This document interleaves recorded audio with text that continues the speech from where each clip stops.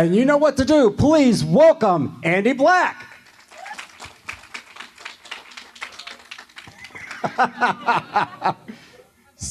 Nope, up. Hi. There, yes. Now everyone stand up again. I'm just kidding. Please don't. I'm just kidding. No, thank you. I tried a couple things. I walked in backwards. I don't know if you saw that. Yeah. That was pretty cool, right? Thank you. Stand up again. Please don't. No. I'm only going to ask you to stand up 4 more times, but you won't know when. Okay. Let's do a Q&A. Let's do one. I have a question right off the bat, then we'll get to the audience. I got to ask, was there a certain record or a certain performer that really drew you into being a musician? When I was a real little kid, like most people, you listen to music that your parents listen to or the things that are in your house, you know. And the first thing I found, like a lot of young kids who were into comic books and other things like that, I found Kiss. So I found my dad's Kiss trading cards from the 70s. And being that I was heavily into comic books, I just saw them as comic book characters. So that was kind of my first introduction to rock music. And then through that, found a bunch of other stuff and kind of went the route of finding my own bands as you do when you're a teenager. But my first introduction to rock music was through kind of the pageantry and the larger-than-lifeness of Kiss. Was there a certain record that really sticks with you to this day? My favorite record Yes. of all time, and the thing I'm the most, I guess, inspired by in terms of writing, is a latter-era Bruce Springsteen record called Magic. It's my favorite album of all time. Damn. And I know it's all of yours, too. You all say, 2007 Bruce Springsteen is the reason why I'm here. Surprise, but a nice surprise. Yeah. You guys got questions? Right down front. With the Andy Black project, what was your favorite song to work on or perform? I would say one of the most exciting things, the first record I did, a song called Louder Than Your Love, which Gerard Way, I co-wrote it with Gerard Way from My Chem, and he sings on the song, he sings with me in the chorus, and then the Mikey from My Chem played bass on the song. So as a fan of the band, it was really exciting to have essentially like a small-scale My Chemical Romance reunion in the studio, because at the time they had broken up, so it was a very cool experience. And then the other song on that record that I wrote with Patrick Stump from Fall Out Boy is We Don't Have to Dance, which a lot of people like that song, but it was just, I had never worked with outside artists like that, you know, because in the band we've always been really just writing everything together. So when I did the first solo record, the idea of being able to open up and work with heroes of mine or other people that inspired me, that was really exciting. So I've always, like, really, I suppose, had a great deal of, you know, positive memories for making that record. Right over here. Thank you. So I spent a lot of money at Hot Topic. In fact, some of the fans, we all met over there while you were on break. But how did you get... Hi. How were you able to get on all of their promotional materials? Do you have some sort of connection with them? With Hot Topic? Yeah, you're on their flyers and their postcards now. I'm like an old man emo. Yeah. I'm the elder statesman. No, you know, one of the first things, actually, I think someone's wearing it. There's somebody in here, I saw the shirt earlier. No, not that one, I was wrong. I'm sorry for pointing. Rude to point. That was a reference to a post-credit scene in Into the Spider-Verse, so that's a deep cut for you. Anyway, so there was, essentially what happened was early in our career, it was kind of the peak of Hot Topic kind of coming up, and they were taking in a lot of young bands and stuff, and we were on a very small independent label that was run out of Cleveland called Standby Records. They didn't really, you know, they were nice enough, but they didn't really have the funds to push us on a large level. And so it just so happened that we were able to get one shirt into regional stores in Hot Topic, and it sold really, really well. And then they put us nationally, and that's really, realistically, how people started seeing the aesthetic of the band and finding, what the hell is this thing? It was a picture of me, white face with the old school makeup. And that was really the linchpin for people kind of finding out about this band and then going and getting our record. So this was 2009, 2010.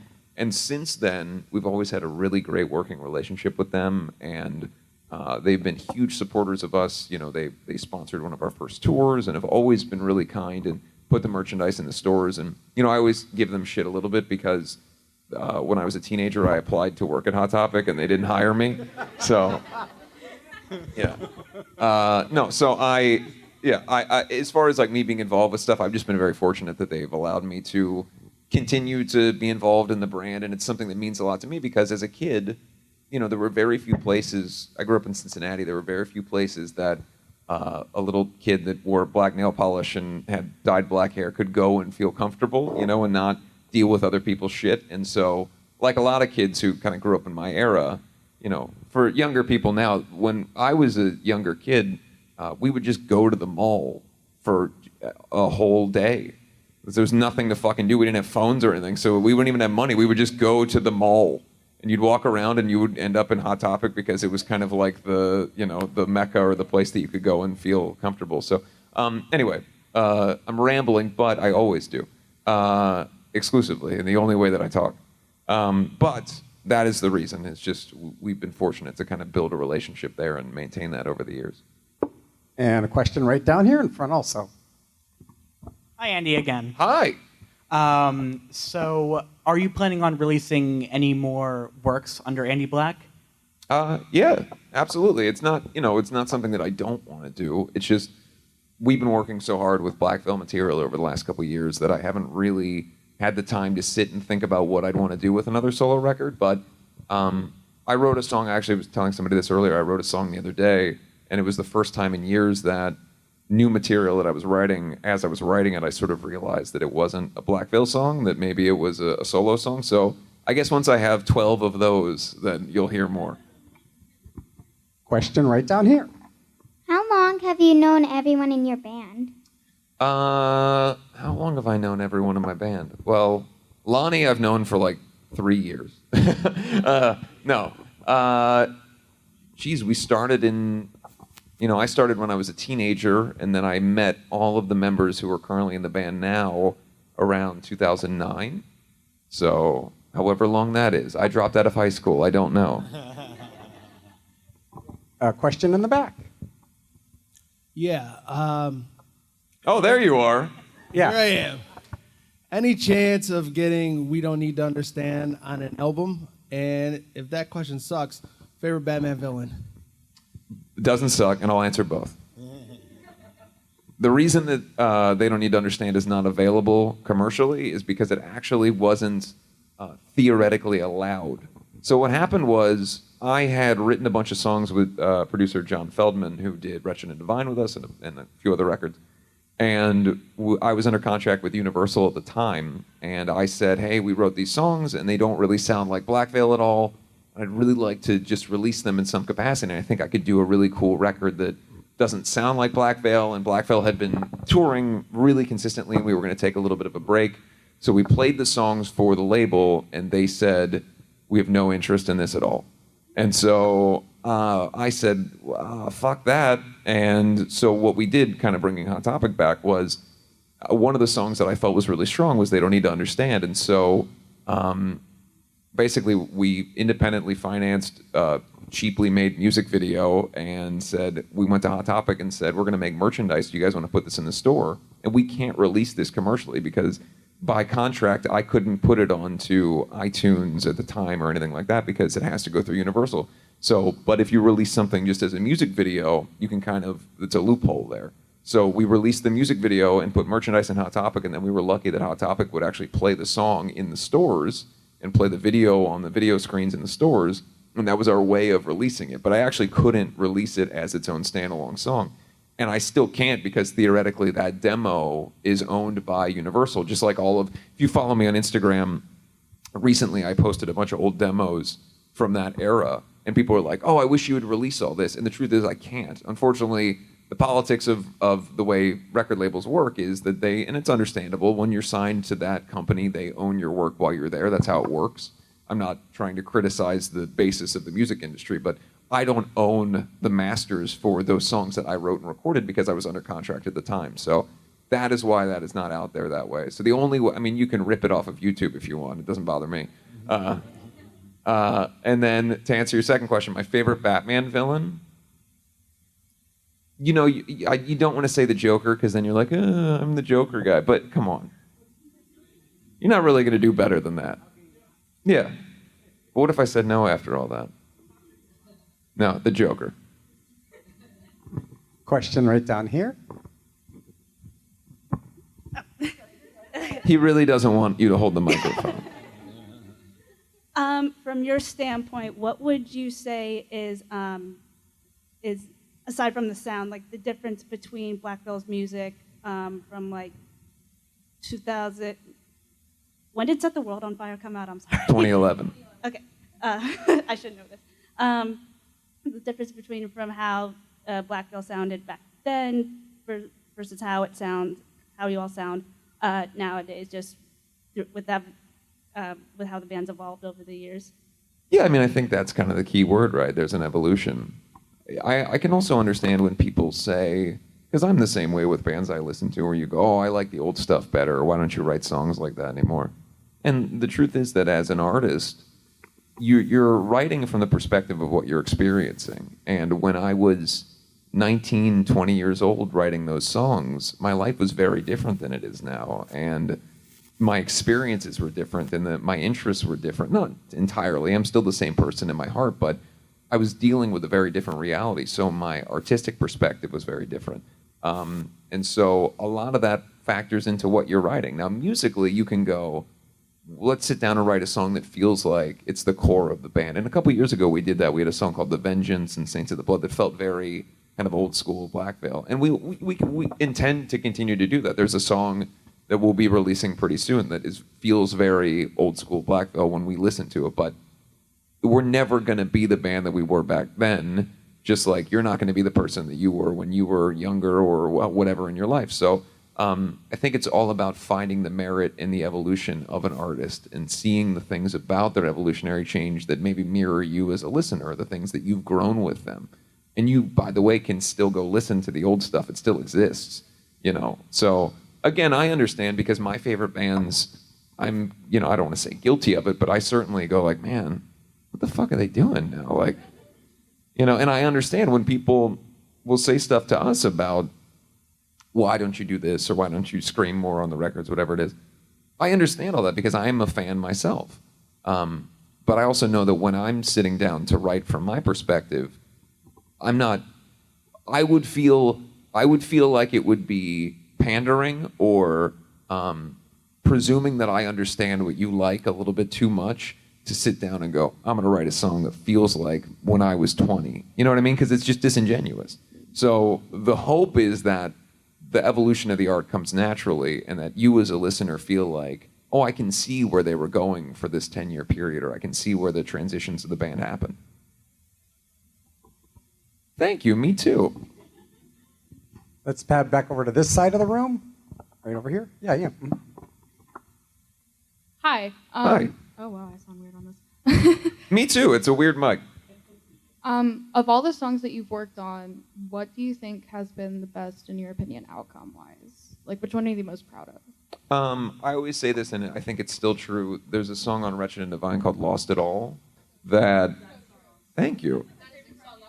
Thank you. It took a long time to do that song. Pretty much the whole length of the album. We started it very early in the process, and it was rough. Because it's such a complicated song, and there's so many parts, and the vocals do so many different things, and there's all the orchestral pieces that are in it.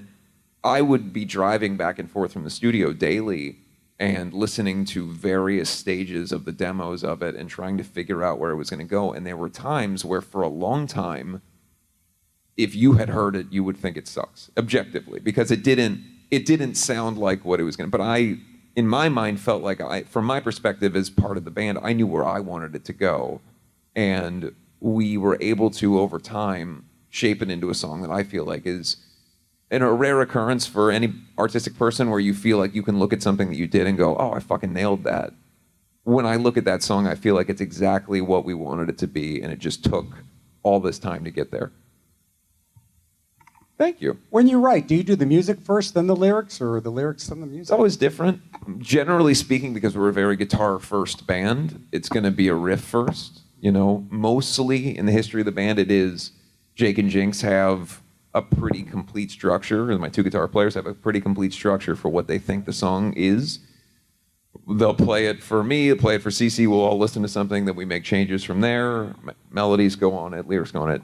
As far as lyrics go, the one thing that is always true is I am not a collaborative lyricist, admittedly. I struggle, just like I struggled in school. I don't really know. I get nervous in a situation where I'm supposed to come up with an idea right now. And the problem with songwriting is, in terms of collaborative songwriting, a lot of it can feel like school if you're somebody who has really bad anxiety, because you're in a room full of other people and you're all in the movie version of this event. Everybody's sitting around and going, "What rhymes with green?" And they go, "Fuck yeah, that's it." And they're all high-fiving. But in reality, if you're somebody like me, who I get very anxious and I have a little a feeling of tenseness in the idea of I have to say something genius right now and I have to come up with this.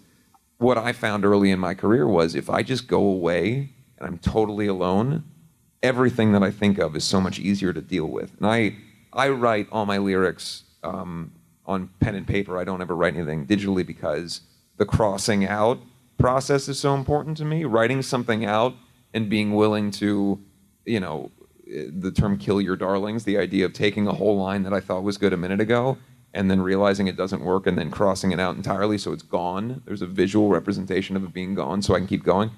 And then I come back in and here's the song, and I tell everybody here's the song and I'll explain what my perspective is as a writer and why I said these things. And generally speaking, I've been very lucky that the band agrees with me on that. And Jinx, I believe it was, came up with the term talking to aliens, which is what they describe what I do when I leave and go and just sit on the ground somewhere and then I come back in with a complete song. So that's Question right down the middle.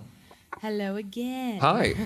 By the way, just so everybody knows, you've really talked these questions up all day. I have. A couple times you've mentioned you have good questions, so. I feel like I do. All right. First things first, Wretched and Divine. Oh my God. In Overture, why is it called Overture? It's not an overture, it's an interlude or an entr'acte, and it bothers me. Right, I understand that. It bothers me. And that's what I had to bring to you about that. I'll have you know, we finally got it right with the current tour because we used the musical themes of the show beforehand like an overture. The reason it's called Overture is because it was meant to be an overture, but Universal Records did not want our record to start out with 4.5 minutes of orchestral music before a song starts, so I decided to place it in the middle so that you could have the themes that you've just heard and then the themes that'll be moving forward. And then when we'd already established it, we had to just keep fucking doing it. So I understand it's wrong. Yes, it's wrong and it bothers me, but it is beautiful and I love it. Think of it as the name of the song and not that it's an overture. I know. It just, as a cellist, it bothers me. Sure. As a non-cellist, it bothers me. Well, I'm glad we're both bothered by it. And then in American Satan, why didn't you sing? Remember we were talking about Universal Records? A lot of it comes back to contract stuff. When I first did the movie and the TV series, I was still under contract there. So, there was a little bit of a contract issue with my voice being used, and obviously Remington did an incredible job, so it all worked out, but yeah. Okay. Yeah. More questions right here. So I'm bringing it back to the Hot Topic thing. Bring As it a back. Former assistant manager, I'm saying you dodged a bullet by not working there. It's great, trust me. But the Yeah. first time They wouldn't. I couldn't fold right. Oh, that takes forever. Trust me. Also, I had no retail experience. it But does- if you don't have retail experience and you're trying to get your first retail job, how do you ever get retail experience? Exactly. Well, I'll tell you what. It's a little easier to fold the shirts when you're well endowed. It works. It has a It's not going to happen for me. So. But it's all good. Trust me. It's a great place to work. But the first time a teenager comes in and asks who the hell Black Sabbath is, you die a little inside. Oh. So, but my question was, with the Trinity of Terror tour and everything going on with that, do you have any fun story or something from the road with the guys and everything? I mean, there's got to be something. I think one of the things that's really unique about Trinity of Terror and one of the things that works the most is that you've got 3 bands full of people who we all started around the same time. All 3 of our bands, we all kind of came up around the same time, and we're also all kind of at a place in our life where we're there to put on the best show possible and not be the biggest party animals possible. So as much as I'd love to tell you that there's crazy things going on, I guess, I think all of us are just there to entertain you more than anything. And so our interactions are very positive and fun and lighthearted in the day, but it's mostly like, how's your life going and how's the day going, and not like, hey, let's fucking kill somebody, or you know what I mean, like. So no, I have no crazy stories. I'm just telling you the truth. Also, I go to bed like immediately when the show's over. I go directly to the bus and I eat my 1 brick of tofu and then I go to bed. Question over on that side. So, hi again. Hi. So, with American Satan, what was your least favorite and most favorite part of filming that movie? My least favorite part was, and this is not meant to be a slight at all, but I was inexperienced in my ability to act against other people, and so I had learned the script backwards and forwards because I knew that I needed to have that. And then I went and started acting against people who, like Malcolm McDowell, took the script as a suggestion often, and not so much, that's pretty often the case with older actors, especially who are really experienced. He knew things about his character and how to do it that I didn't know because I was basing everything on the text. So it was very hard for me to adapt. My experience of acting was being in like school plays where you're just reading everything off of the script and your cues are based on that. Well, now I'm doing a scene where I have to be really emotional with a person who is not giving me the cues that I remember in my head, but is still saying things that are accurate to the scene. And so learning how to quickly move myself from somebody who's just saying lines into being the character. So I'm not going to say it was my least favorite part because ultimately it ended up being something that was really important, but it was the hardest thing for me to learn as somebody who didn't have a lot of experience, was how to be present with someone who's creating a character as opposed to saying lines that you're supposed to say. And my favorite part was probably the same, just learning people like Mark Boone Jr. and just learning the craft as somebody I always say, the bar was set so low for me on that. Like, I'll never have a job in the rest of my life where the fact that I came onto set and knew all my lines was like a mini celebration for the crew. They're like, oh, fuck, thank God. So the fact that I was able to be welcomed into that and then learn so much on the fly, and then I would say, still to this day, the friendship, because Ben and I didn't really know each other that well. Ben Bruce from Ask Alexandria. We were friendly, but we didn't know each other that well. And Ben and John Bradley West, who plays what's his character's name in the movie? Ricky. Yeah, he's not in the show. I always just call him John because I've been friends with him now for years. But the friendship that we developed because of that, I still talk to John weekly, and so having that friendship was huge. Okay, another question down front. With touring, do you ever get like tired of the other band members or the crew, or like annoyed with them being around them 24/7 on tour? I mean, I think it's human nature to become annoyed by things, but I don't think, I'll say this. There was a time in my life where there was certain issues that were occurring in the band that made me really mad all the time. That's no longer the case. So, where we are at now is really fun. We get along really well. We just did a tour in Europe where I didn't realize how much fun we could have together as friends. So we've been doing this for a long fucking time, and it's hard work when you're working together all the time and you're living together all the time.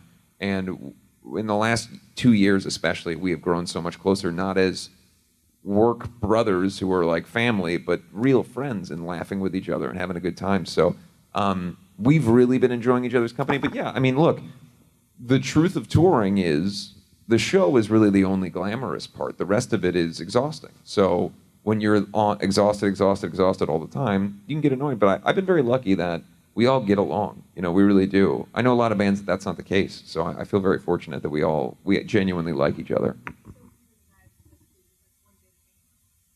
Yeah, I mean, one big hangout to a certain degree, but the other truth is that we now all have our own lives. So that you hang out and then, you're dealing with stuff. You're at work. So that's not to say, I'm not trying to make it sound like some like hardship, but you also need time to, Jinx has a child. He needs time to be able to go talk to his wife about what's going on at home or those kind of things. My wife tours too, so we're linking up our schedules to be able to have time to talk throughout the day. home life and the reality and the importance of what you're doing in your life also takes a huge level of work and precedence in the time. So I wouldn't say we're just like going fucking nuts all the time, but we do enjoy each other's company and have a good time on the road. Okay, let's get a few more questions. Hi, do you ever get back to Cincinnati? And do you go on your time off? Do you go to concerts? Because I know in Pittsburgh this weekend, Billy Joel last night, Motley Crue tonight, Metallica Sunday. Would you go to other concerts if you could? I'm going to be completely honest with you. I tend to, because we play so many shows, I tend to see the bands I want to see at festivals that we're playing. So, this year I saw Kiss and Metallica and all these bands because we play these festivals. I got to get off stage and then walk around the barricade and watch Social Distortion, which is one of my favorite bands of all time, play. So that's a huge perk of my job, is that I get to already be at these places. But by and large, we're on the road so much that I know if there's a band I want to see, I probably will anyway. So I haven't been to a show. There was one show that I nearly went to recently. It was Alkaline Trio and Bad Religion, but I was just too tired. I got home from tour the night of, and I was like, I'm not fucking going out. And I go back to Cincinnati all the time. Question right here. Hey, Andy. Hi. I was curious about your writing. They don't need to understand in the graphic novel you did, The Ghost of Ohio. Mhm. Were those projects that someone prompted you to do, or was it your idea to sit down and write, or is this just another creative avenue you were exploring? The graphic novel came from a painting that I did. I often draw and paint in the house, and I made this character that ultimately was the Ghost of Ohio character, and that was it. The basis was a painting of this character, and then I wrote the story around what it was, and then I went to Josh Bernstein, who's a friend of mine, who's a comic publisher who works at Z2, and I pitched, here's this comic book idea that I have. So that's how that happened. When it comes to the book, it actually was kind of the other way around. I was in the car one day, and I got a call from my manager and said, hey, this publishing company wants to know if you want to do a book. And I said, yeah, that would be great. And then we got through the process, and unfortunately, that publishing company didn't really want me to write the book. They wanted me to put my name on a book that somebody else, a ghostwriter, would write. And I didn't really want to do that, so I said, okay, well, we'll give it a shot. I did it for about 2 weeks, and I just didn't like the process. It didn't sound like me. I wasn't saying the things I really wanted to say. I didn't want to release something that wasn't really me.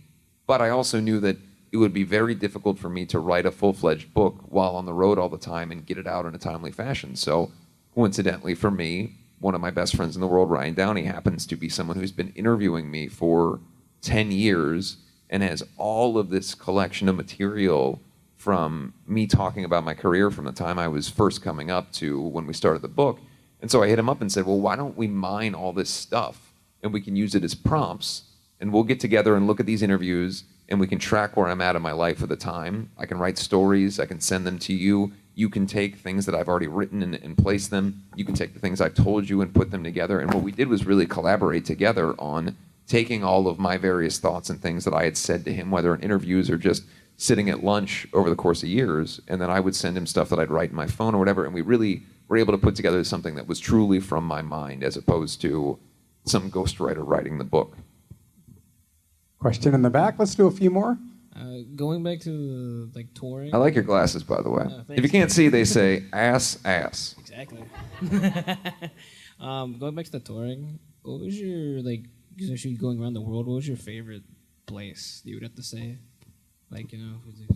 Every place has different merits. There's shows that are better in some places than others. There's hotels that are better in some places than others. But the truth is, what you learn when you're going around the world and you're in a band, you find so many of the similarities that people have around the world, and you start to see so much less of the separation that kind of exists when you fly into a country and everything's in a different language and it freaks you out, but then you go play the show, and I'm singing a song that I wrote sitting outside of some studio, and everybody's singing the same words, so you end up kind of in this, I don't want to say homogenized, but really things become, there's a level of connection, not sameness, but connection globally.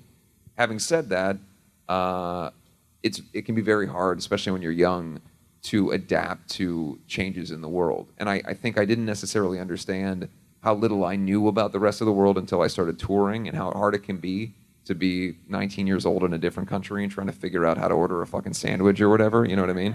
So it is always fun to play overseas, but for us, the ability to be able to have the, closer to home, our families come to the shows, all that stuff. So we really do like being in the States. But I would say it would be very hard for me to pick a country because whether it's England or Germany or Australia or Mexico, whatever it is, we've had such amazing experiences in all of them that I'm not trying to cop out and not answer it, but it's really true that every place has its merits.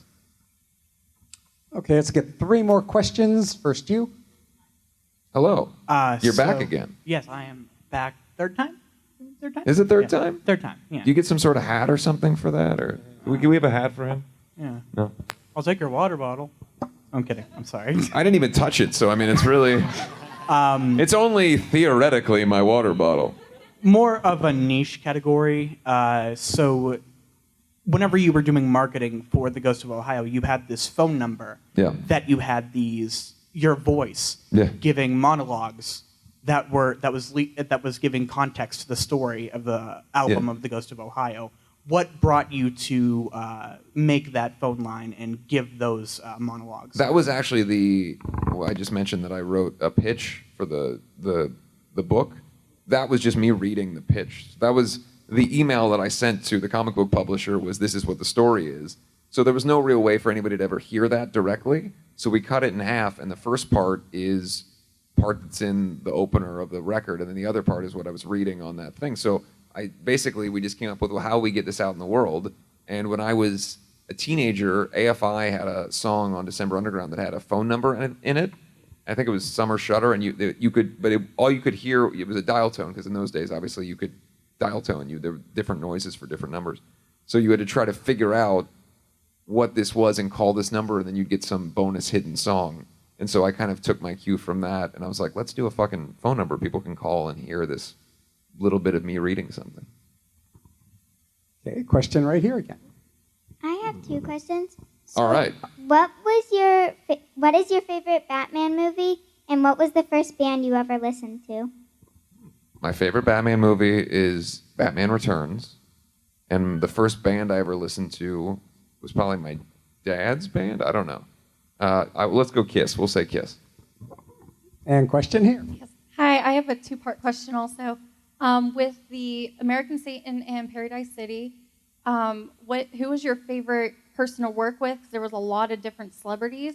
And why did they change the actress who played Lily? I mean, I watched them backwards. So I watched Paradise with Bella and then the other actress in American Satan. Jesse. I would prefer Bella to have been both, but Okay. why did they switch? I don't know the inner workings of that because I'm just an actor in the show, but I do know that Jesse has transitioned, so maybe that has something to do with it. I'm not trying to say that is true of the situation, but Jesse's wonderful and a really wonderful person and a great person to work with. So I wouldn't dare to know why that happened. I just know that I was told, okay, Bella's doing this. So she was wonderful as well. I'd never met her before, but she's really so incredibly talented. The first scene that we did together is the one where I'm singing at her in the studio, and I was just so blown away by it. She was crying and everything. It was just so incredible. So, but I would say the number one person that has been throughout the whole thing, whether that was the movie or the show, Mark Boone Jr., who plays Elias, my label head,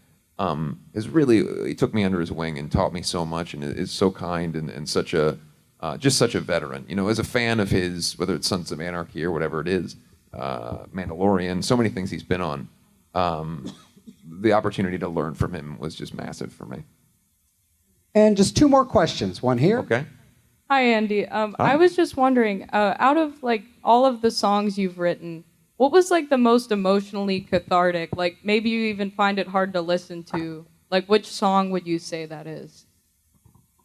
I would say it used to be, and still is to a large degree, a song called When They Call My Name. It was a very difficult time in my life. I was really not doing well, and I was relying so heavily on my wife Julia just being there, and she was such a source of just being able to listen to me as I would just unload how upset I was about the state of my life and what was happening within the band and just not feeling well at all. And so to be able to write a song for her, this is when I'm in these places, the fact that I need you to be there, and the fact that you're there for me is so important. That was really important to me. And then there's a song that I wrote last year, the lyrics for, and should hopefully be released pretty soon.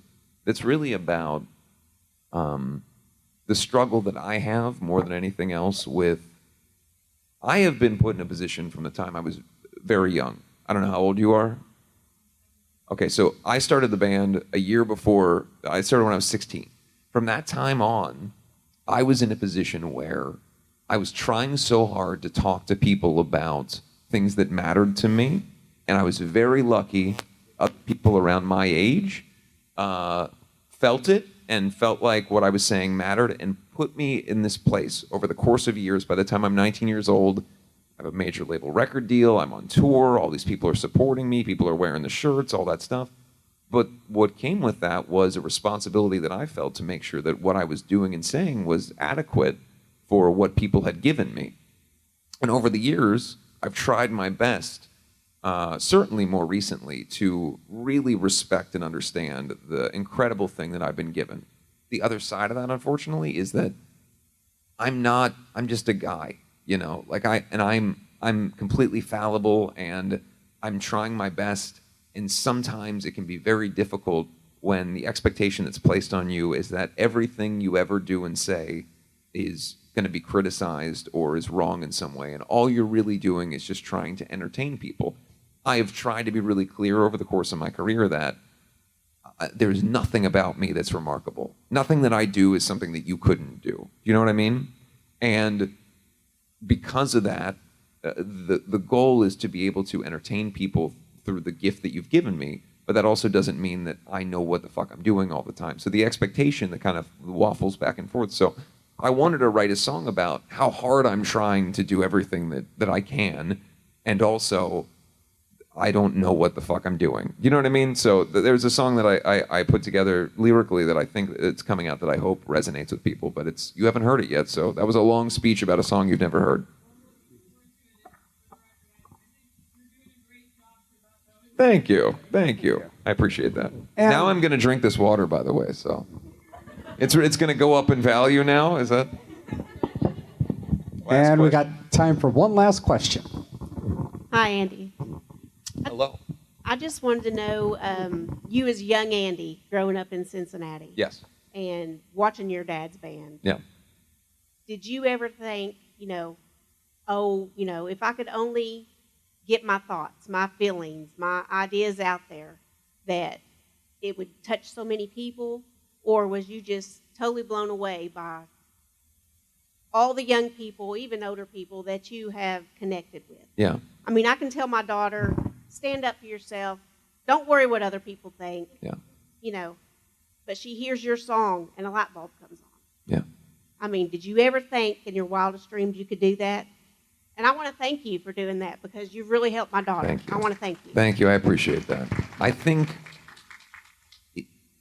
I always wanted, and I hope if there's one lasting legacy of the band with giant hair that wore makeup and all that stuff, you know what I mean? If there's one lasting legacy that exists, my biggest hope is that whatever I did and said taught or helped people to feel the idea that nothing outside of what you feel about yourself is important. And if you don't feel the things I don't want to say you should, but if you don't lift yourself up, if you are not internally allowing yourself the opportunity to be your biggest fan, then you're making a grave mistake, because you have to be the one who is willing to lift yourself up. Nothing that I say in a song is going to save anybody. Something that I say in a song might influence you to save yourself, because you go, you know what? I don't feel that way, or that you're right. I want to be inspired by that, or whatever it is. But at the end of the day, I'm a guy who writes rock songs, right? Like that's not critically important to someone's life. But if some element of the music inspires you in some way to light a fire, then it becomes an element of who you are in your life. Like all the things that inspired me growing up, they're bits and pieces of the tapestry that help me guard myself against the world. The cloak that I've made to protect myself. The Andy mask when I'm on stage, whatever you want to call it. So I don't know that I thought that in such specific terms as a kid, but I knew that I just wanted to feel like I wasn't alone, and I wanted to have other people, I wanted to know if other people felt that way. I wanted to know if other people felt like something that we all felt internally was bigger than what other people could picture, and that the derision from other people for aesthetic choices or musical interest choices was unfounded, and that we could find strength within ourselves. So again, if something that I do and say inspires somebody to pick themselves up and move on in their life, then that to me would be the biggest way of fulfilling the dream I had as a kid. Thank you. And stand up, Andy Black. Thanks, everybody. Thank you so much for doing this. He'll be hanging out at his table tomorrow. He goes down the line. There you go.